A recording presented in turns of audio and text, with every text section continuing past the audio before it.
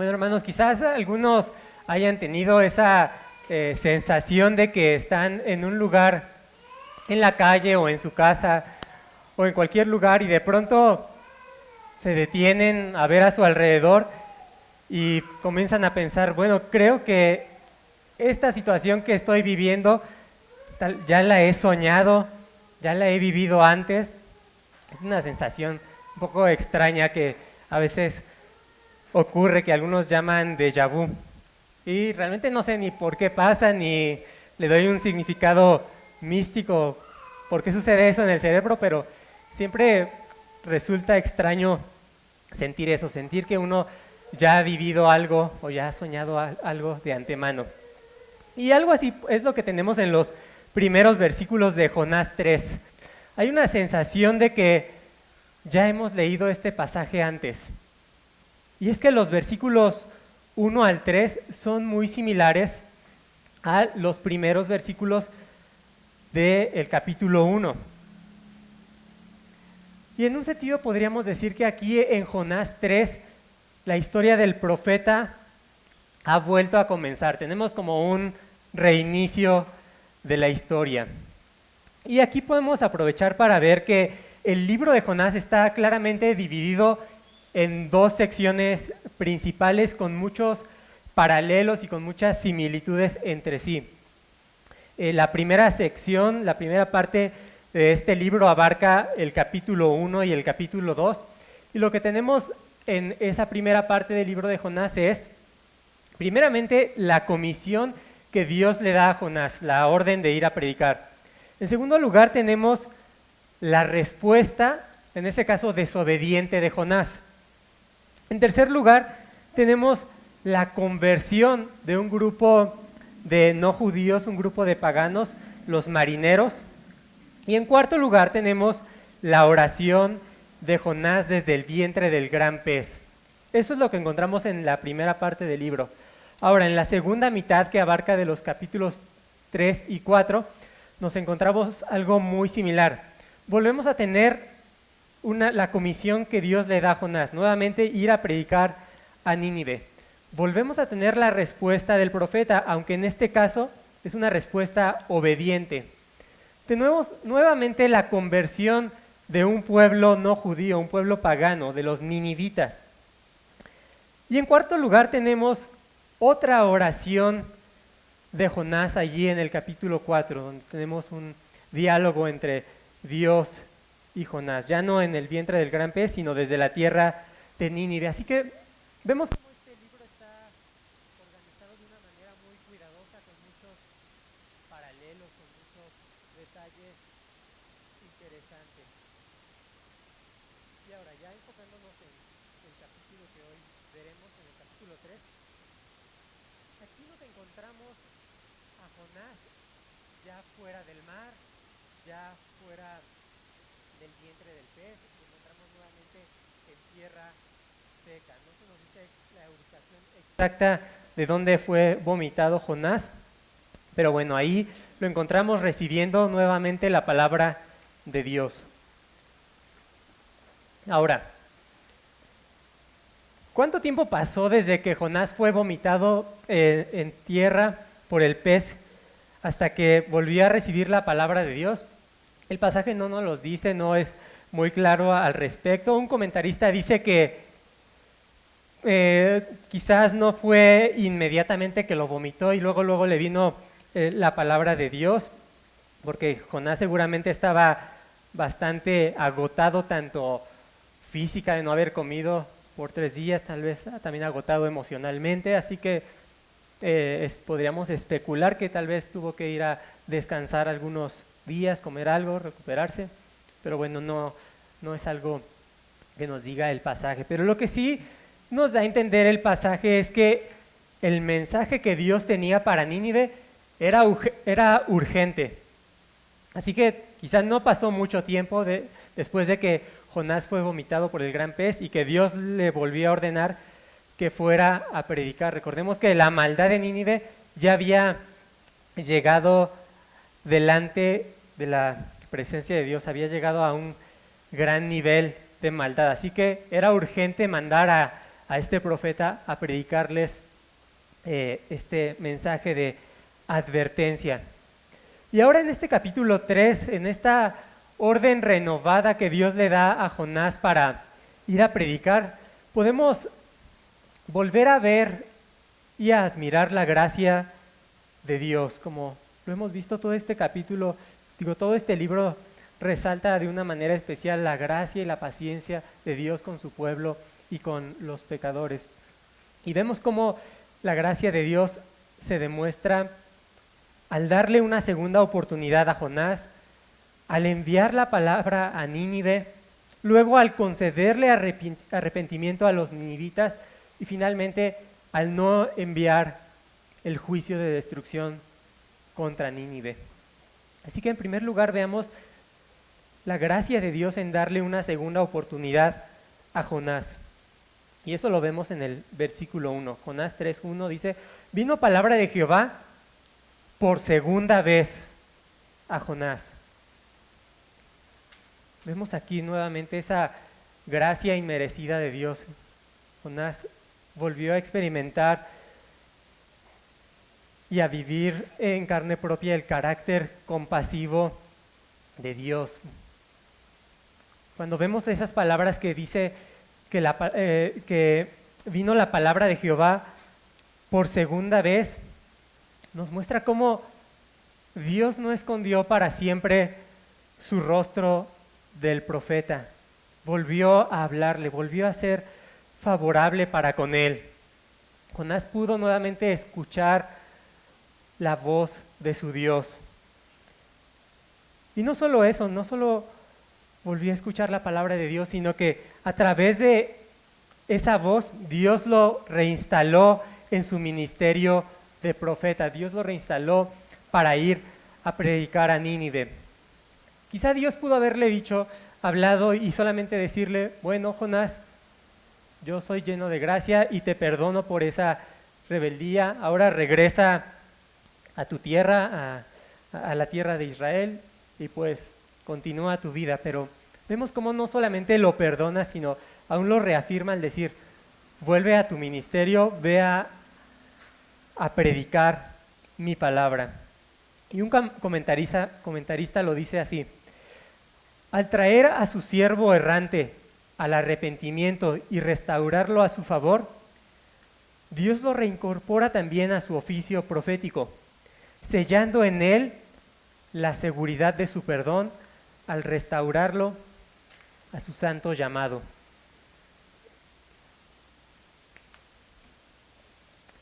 Y algo similar tenemos en el Nuevo Testamento. Todos conocemos la historia del apóstol Pedro, quien negó al Señor Jesús 3 veces, lo negó con maldiciones, jurando vehementemente que no lo conocía. Y vemos cómo el Señor Jesús, después de que resucita y se encuentra con él y con los demás discípulos en el Evangelio de Juan capítulo 21, el Señor Jesús confronta al apóstol Pedro y le dice, preguntándole 3 veces: ¿me amas? ¿Me amas? ¿Me amas? Y de esa manera lo confronta, pero no solamente le muestra ese perdón de restaurarlo y reconciliarlo con él, sino lo vuelve a instalar a su llamado como apóstol, como pastor de sus ovejas, y le dice el Señor Jesús: apacienta a mis corderos, apacienta a mis ovejas. Vemos aquí entonces cuánta gracia y cuánta paciencia tiene Dios para con sus hijos, para con su pueblo, cuánto perdón nos muestra Él continuamente. Y esto nos lleva a reflexionar, hermanos, que solamente podemos estar de pie en el camino del Señor, solamente podemos servirle continuamente, porque Él tiene misericordia de nosotros día tras día, día tras día. Como dice ese pasaje que todos conocemos y que amamos, Lamentaciones 3, 22 y 23. Por la misericordia de Jehová no hemos sido consumidos, porque nunca decayeron sus misericordias. Nuevas son cada mañana, grande es tu fidelidad. Así que, hermanos, puedes pensar tú en aquellas segundas oportunidades que Dios te ha dado a lo largo de tu vida cristiana. Puedes meditar en ello. Y creo que si somos honestos, Dios no solamente nos ha dado segundas oportunidades, nos ha dado terceras y cuartas y quintas y muchísimas muestras de su perdón y de su gracia continuamente, nos muestra su paciencia. Así que, hermanos, no debería esto de llevarnos a estar más agradecidos con Él, a servirle con más devoción, con mayor entrega a lo que Él nos llama y nos ordena. Ciertamente esto nos debe llevar a estar más agradecidos, incluso también, como lo veíamos hace rato en la meditación, a estar más alerta, más atentos, de no volver a caer en la gracia de Dios y de su Espíritu. El Salmo 119, versículo 71 nos dice: bueno me es haber sido humillado para que aprenda tus estatutos. Y eso es lo que le sucedió a Jonás, fue humillado después de su desobediencia. ¿Para qué? Para ser corregido, para ser restaurado, para que aprendiera los mandamientos de Dios. Así que esto es lo primero que vemos en este pasaje, la gracia de Dios al darle una segunda oportunidad a Jonás. Y ahora veamos también la gracia de Dios al enviar su palabra por medio de Jonás a la ciudad de Nínive. Sigue diciendo ahí el libro de Jonás, capítulo 3, versículo 2. Dice, diciendo: levántate y ve a Nínive, aquella gran ciudad, y proclama en ella el mensaje que yo te diré. Es interesante notar cómo aquí Dios le dice a Jonás: proclama el mensaje que yo te diré. Hay un énfasis particular en eso, el mensaje que yo te voy a decir, no lo que tú creas que les conviene a los ninivitas, no lo que te parezca mejor a ti, Jonás, lo que yo te diré, le dice Dios. Obviamente esa era la tarea de todo profeta verdadero. La tarea de todo profeta verdadero no era ir a predicar lo que mejor se les ocurriera, lo que en ese momento les naciera en su mente. La tarea de todo profeta verdadero era proclamar lo que Dios les revelara. A eso se debían de ceñir, hacer instrumentos, portavoces del Dios vivo. Y continuando en el versículo 3 dice que: y se levantó Jonás y fue a Nínive conforme a la palabra de Jehová. Vemos entonces aquí un cambio en Jonás. Jonás había recibido y experimentado abundante gracia de Dios. Estuvo a punto de morir ahogado en medio de la tempestad. ¿Y qué hizo Dios? Dios le envía un gran pez para que se lo trague y para que lo preserve durante 3 días y finalmente lo vomite en tierra seca. Y de esa manera Jonás fue salvado de morir ahogado. Y toda esa experiencia pues le hizo cambiar sus caminos, le hizo recapacitar de sus obras anteriores. Y entonces vemos allí el fruto que Dios estaba trabajando en la vida de Jonás. Ahora, cuando Jonás recibe la palabra de Dios, ya no huye de la presencia de Jehová, ya no huye en el sentido contrario al cual Dios le mandó. Ahora sí, obedece. Ahora sí, hace lo que Dios le dice. Hubo un cambio sustancial en su vida. Y al menos vemos que Jonás entendió hasta aquí una cosa. Él entendió, bueno, ya no puedo huir de Dios, no hay manera de huir de Él. Él es el Dios de los cielos, Él es el Dios de la tierra y también Él es el Dios del mar, y de allá me puede arrastrar como lo ha hecho. Él es el soberano, Él va a cumplir sus propósitos, así que no tiene ningún caso seguirme rebelando contra Dios. Así que voy a ir a donde Él me mande y a decir lo que Él me diga. Y eso es un buen cambio, al menos de inicio, en su vida. Sin embargo, como sabemos por el final del mismo libro, vemos un cambio al menos externo en la vida de Jonás, pero todavía había que trabajar un poco más profundo en su corazón. Dios tenía que todavía tratar más profundo con él. Así que en este momento sí obedeció, al menos externamente, pero su corazón todavía tenía que ser tratado, todavía tenía que ser moldeado más conforme al corazón compasivo de Dios. Y eso es lo que aparece en el capítulo 4. Y de hecho hay indicios de que Jonás todavía mostraba cierta dureza en su corazón al ir a predicar. Todavía no mostraba una real compasión por Nínive. Y eso lo podemos deducir del versículo 3, en la segunda parte, donde dice: y era Nínive ciudad grande en extremo, de 3 días de camino.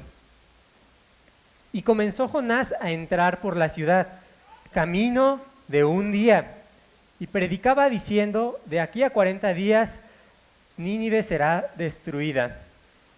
Así que vemos aquí este dato de que la ciudad de Nínive era una ciudad grande, era una ciudad importante. Como ya hemos visto, era una ciudad no solo grande en tamaño, en población, era grande en maldad. Y se nos dice particularmente que era de 3 días de camino. Una frase algo difícil para los comentaristas. Algunos piensan que hace referencia simplemente a la extensión de lo que uno se tardaría en recorrer toda la ciudad. Algunos otros consideran que 3 días de camino era el tiempo que duraba el protocolo de alguna nación extranjera que venía a visitarlos. Pero en cualquier caso nos habla de una ciudad grande, de una ciudad importante. Pero lo que cabe resaltar aquí es que de estos 3 días de camino, Jonás solo comenzó a entrar por la ciudad y caminó 1 día.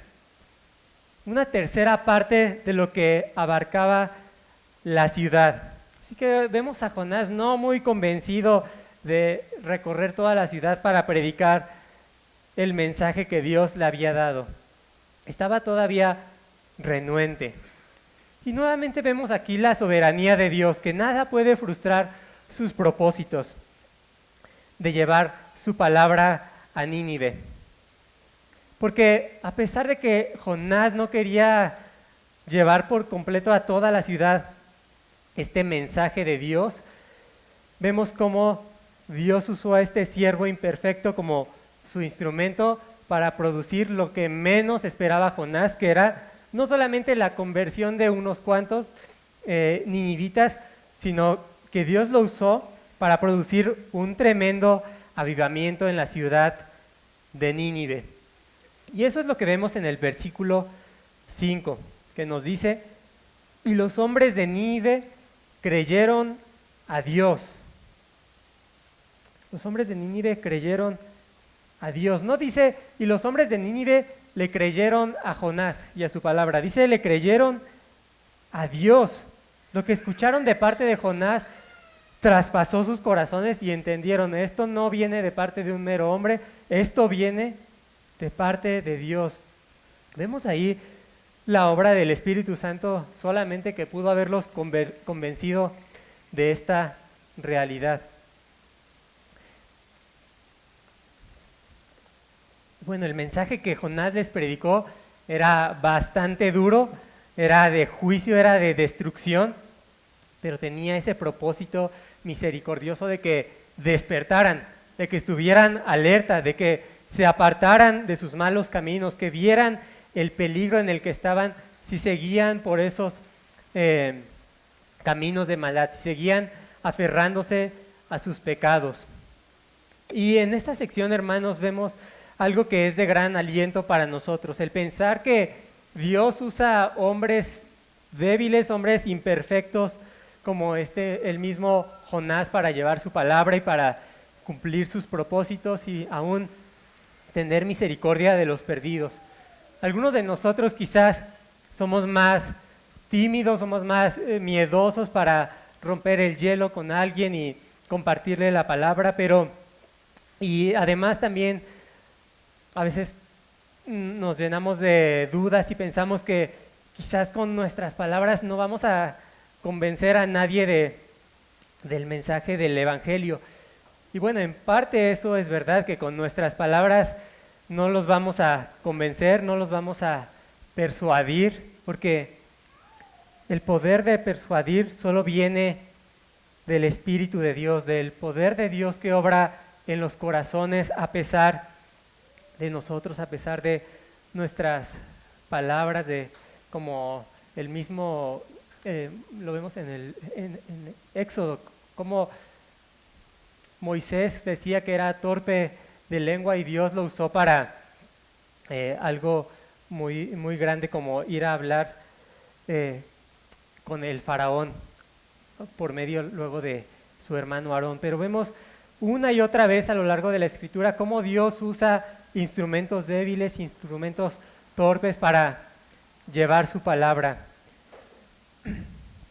Y solamente confiamos en que el poder soberano y misericordioso de Dios es el que ablanda los corazones de piedra, los transforma en corazones de carne para que puedan recibir el Evangelio. Nosotros lo único que tenemos que hacer es predicar y ser fieles a lo que Dios nos ha mandado que prediquemos, el Evangelio del Señor Jesucristo.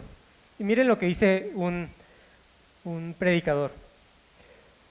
No fue la fuerza del argumento que presentó el profeta lo que movió a la gente. Fue el poder de la verdad de Dios que traspasó el corazón. Nunca descanses en tus propios poderes de persuasión, como la manera de salvar pecadores. Nunca esperes hasta que tengas confianza en ti mismo para hablar de Cristo. La gente debe creer en Dios y en su verdad. Tú solo debes ser el instrumento. Fin de la cita. Y es verdad, es lo que tenemos aquí en el libro de Jonás. Jonás fue un instrumento bastante inusual, con rebeldía, con pecado, y a pesar de ello Dios lo usó para salvar y tener misericordia de los ninivitas. Y ahora, también aquí debemos de pensar en algo. Nosotros, por nuestra predicación, no somos tampoco los que vamos a producir un avivamiento, ni los que vamos a hacer que la gente se convierta en masa. El Señor no nos ha llamado a empujar y a empujar a las personas a que acepten a Cristo en su corazón, a que hagan una oración superficial para en ese momento declararlos cristianos y tener una gran lista de cuántos hemos ganado para Cristo. No nos llama a eso, tampoco nos llama a que movamos los sentimientos de la gente para que en un momento de bastante crisis emocional pasen al frente y tomen una decisión por Cristo. El Señor no nos llama a hacer eso, no nos llama a producir ese tipo de cosas en la gente, a producir por nuestras fuerzas un avivamiento. El Señor nos llama a predicar el Evangelio, a ser fieles a ese mensaje, a, como Jonás, predicar por un lado esas malas noticias del juicio venidero, de la enemistad que tiene el hombre con Dios por su pecado, y justamente con esas malas noticias del juicio, a también predicar las buenas noticias de salvación que hay en el Señor Jesús, su muerte, su resurrección, su ascensión para salvar a todo aquel que viene a Él. Así que nosotros no producimos un avivamiento, somos llamados a predicar. Y si Dios quiere usarnos para hacer un avivamiento, pues gloria sea a Él. Y recientemente leía un libro de R.C. Sproul en donde decía las siguientes palabras: la evangelización es un deber nuestro, Dios lo ha ordenado, pero hay más. La evangelización no solo es un deber, también es un privilegio. Y luego R.C. Sproul citaba Isaías 52:7, donde dice: cuán hermosos son sobre los montes los pies del que trae alegres nuevas, del que anuncia la paz, del que trae nuevas del bien, del que publica salvación, del que dice a Sión: tu Dios reina. Así que cuando pensamos en evangelizar, ya sea con nuestra familia, con conocidos, con las personas en el evangelismo, con aquellos que Dios pone en nuestro camino, debemos incluso también recordar algo que se le olvidó a Jonás, que llevar su palabra, que llevar el mensaje del evangelio es un gran privilegio que Dios nos da. Ahora pasemos al tercer punto, y es que veamos la gracia de Dios al darle arrepentimiento a la ciudad de Nínive. Vemos aquí la gracia de Dios al darle arrepentimiento a la ciudad de Nínive.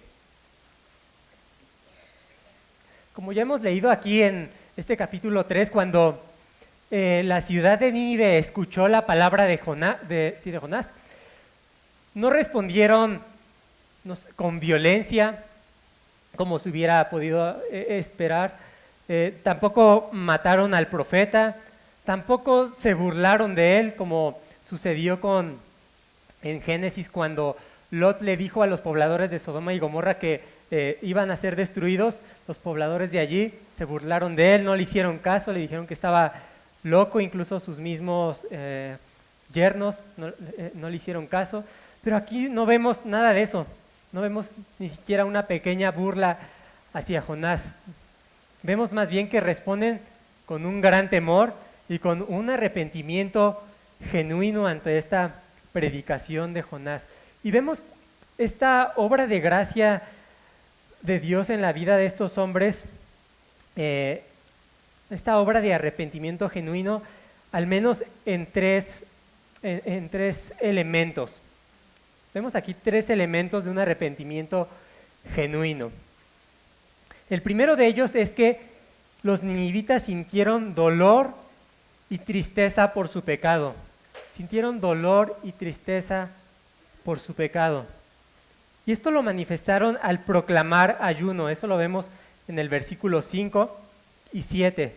Dice el versículo 5, y los hombres de Nínive creyeron a Dios y proclamaron ayuno.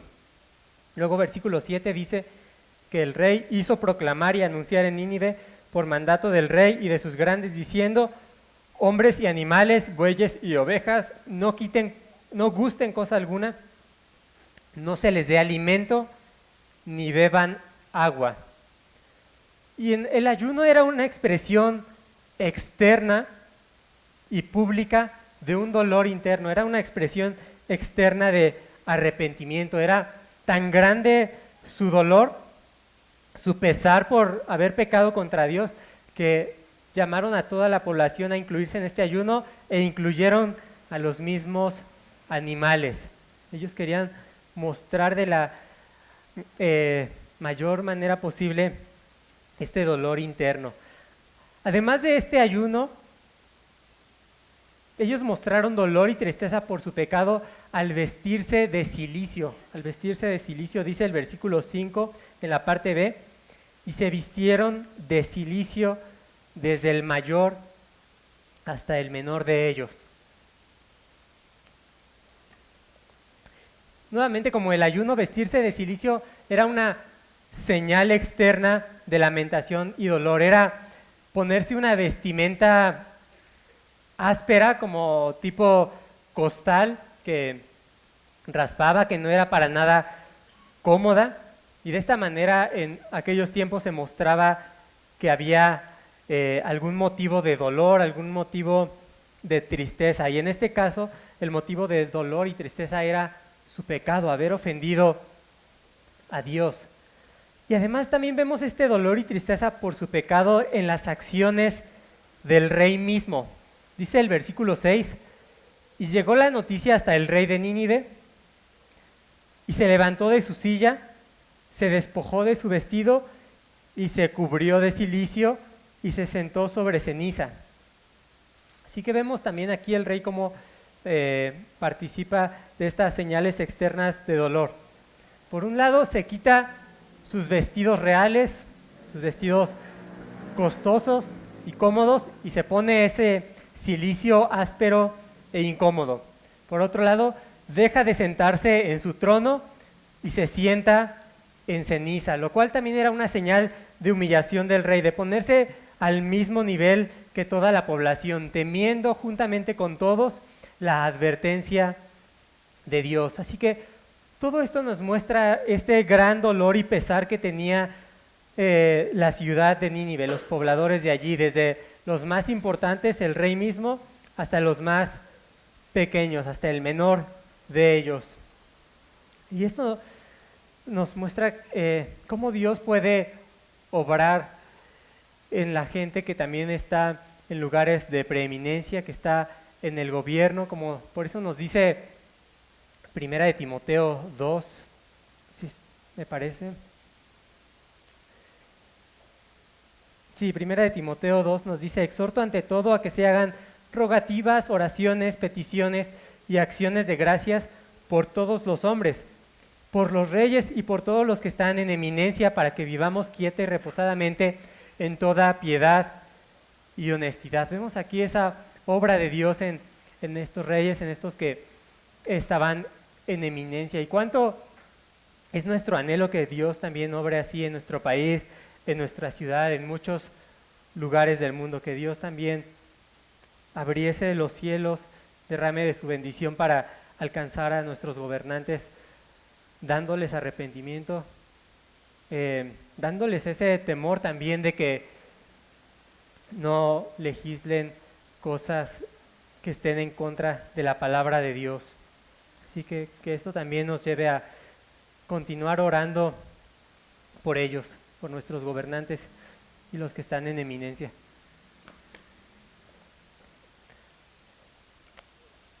Y bueno, entonces el primer elemento de arrepentimiento genuino que tenemos aquí es dolor y tristeza por el pecado. Y quizás en nuestros días no tenemos ese tipo de costumbres de ponernos cilicio o de sentarnos en la ceniza, pero lo que sí es que cuando un pecador verdaderamente está arrepentido, se duele en su corazón por haber ofendido a Dios. Hay un pesar en él, hay una humillación delante de Dios. En segundo lugar, vemos un arrepentimiento genuino en los ninivitas cuando vemos que ellos se apartan del mal, se apartan de su pecado. Dice el versículo 8, Jonás 3:8,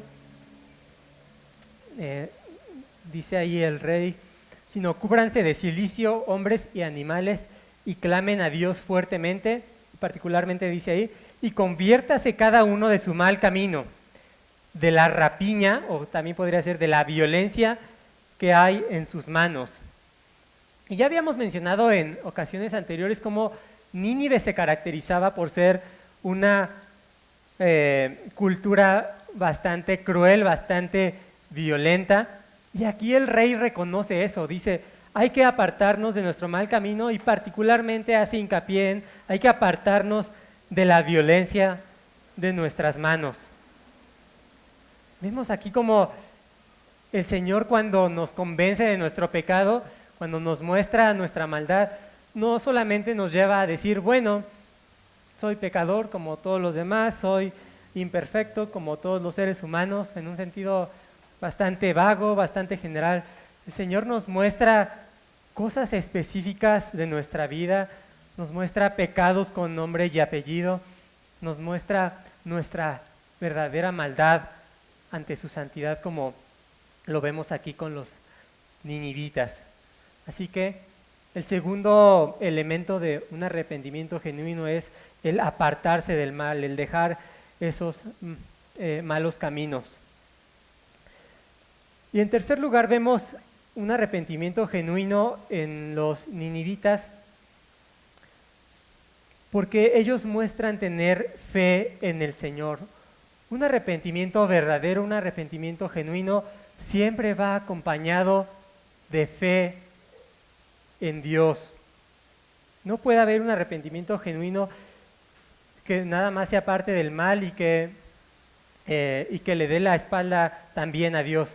Aquel que le da la espalda al pecado verdaderamente va corriendo y se arroja a los brazos del Señor en fe. Así que estas dos gracias del arrepentimiento y la fe siempre van juntas. ¿Y eso cómo lo podemos ver? Bueno, en el versículo 5 ya vimos que dice que los ninivitas creyeron no a Jonás, sino creyeron a Dios. Y el versículo 9 nos dice las palabras del rey. ¿Quién sabe si Dios se volverá? ¿Quién sabe si se volverá y se arrepentirá Dios y se apartará del ardor de su ira y no pereceremos? Así que los ninivitas reconocieron su maldad, reconocieron su pecado y tuvieron la fe como para clamar a Dios, para pedir a Él misericordia, para esperar que Él detuviera su juicio. Así que los tres elementos del arrepentimiento que vemos aquí de los ninivitas es que sintieron dolor y tristeza por su pecado, se apartaron de su mal y creyeron en el Señor. Fue un arrepentimiento acompañado de fe. Y ahora la pregunta aquí sería, ¿tú has experimentado este arrepentimiento? ¿Tú has sentido este dolor por tu pecado? ¿Te has lamentado por él, por haber ofendido al Señor? Puedes decir como aquel en el Evangelio que dijo, sé propicio a mí, pecador. Sé propicio a mí, el pecador. Y dejando todo atrás para aferrarte al Señor Jesucristo como el único que puede tener misericordia de ti. Quiera el Señor obrar en cada uno de los que están aquí este arrepentimiento, en aquellos que no le conocen, que puedas dolerte de tu pecado, puedas reconocerlo a Él, puedas ver tu maldad ante su santidad, pero no solamente lamentarte y quedarte allí, sino ir al Señor Jesucristo en quien hay perdón y gracia abundante.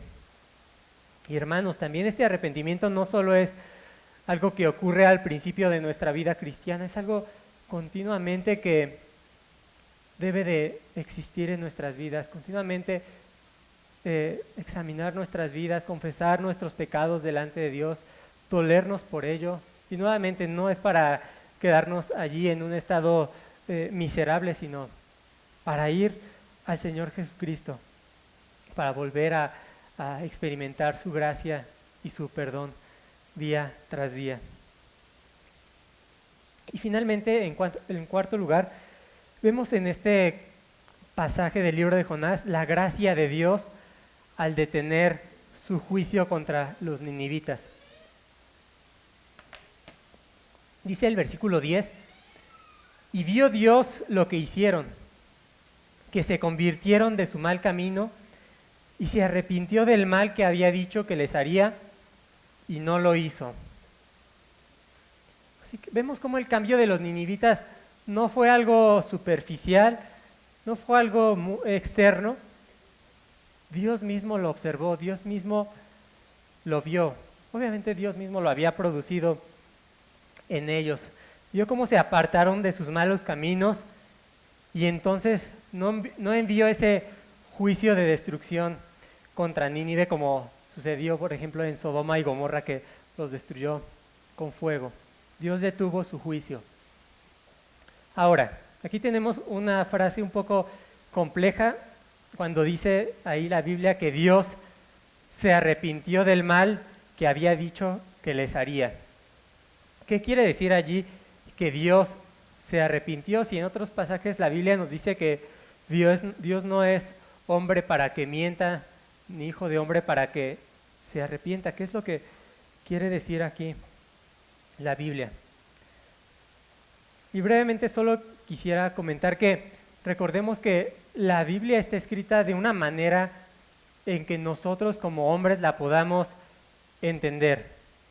De manera que muchas veces se nos habla de Dios como teniendo, por ejemplo, una diestra poderosa. La diestra poderosa de Dios salvó al pueblo de Israel de Egipto. Pero eso no quiere decir que Dios tenga un brazo y un antebrazo y dedos y que con eso salvó al pueblo de Israel. Cuando se nos habla de la diestra poderosa de Dios, nos habla de su omnipotencia, de que Él Él es poderoso para salvar.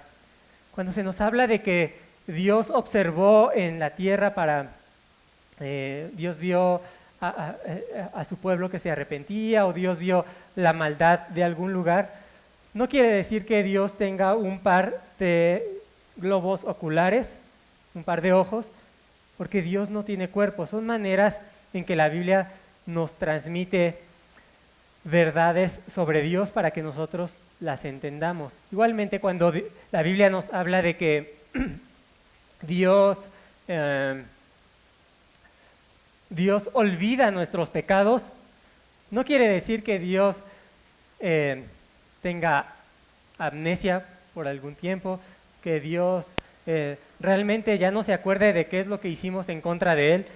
Nuevamente, cuando Dios dice que Él olvida nuestros pecados, es una manera que nos da la seguridad de que Él realmente nos perdona, de que Él no va a poner delante de nosotros, no nos va a recordar nuestros pecados para castigarnos, para mandar su juicio.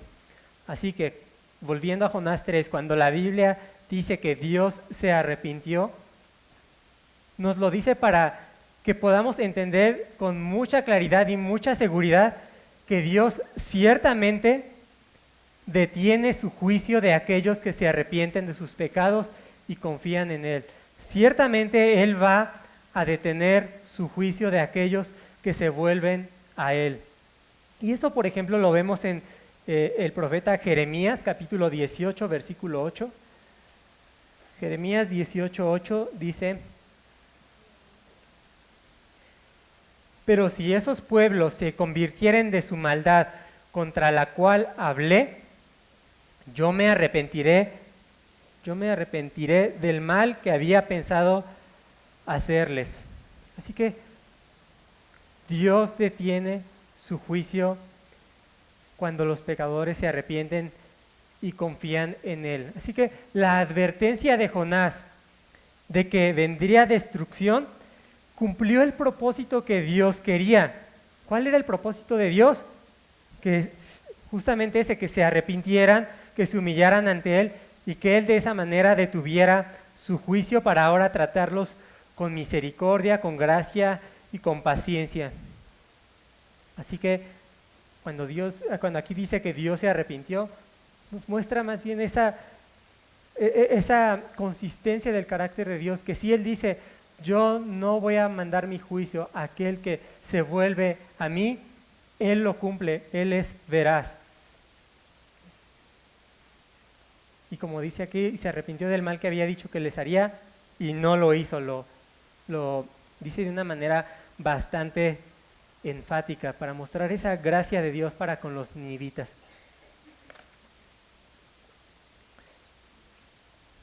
Ahora, así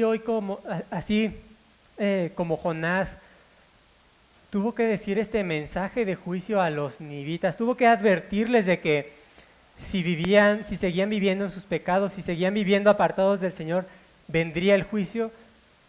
Así hoy, de parte de Dios, también tengo que decirles aquí a los que están en sus pecados, a los que todavía viven apartados del Señor, que también el juicio de Dios se acerca cada día más se acerca sobre este mundo, cada día se acerca sobre ti.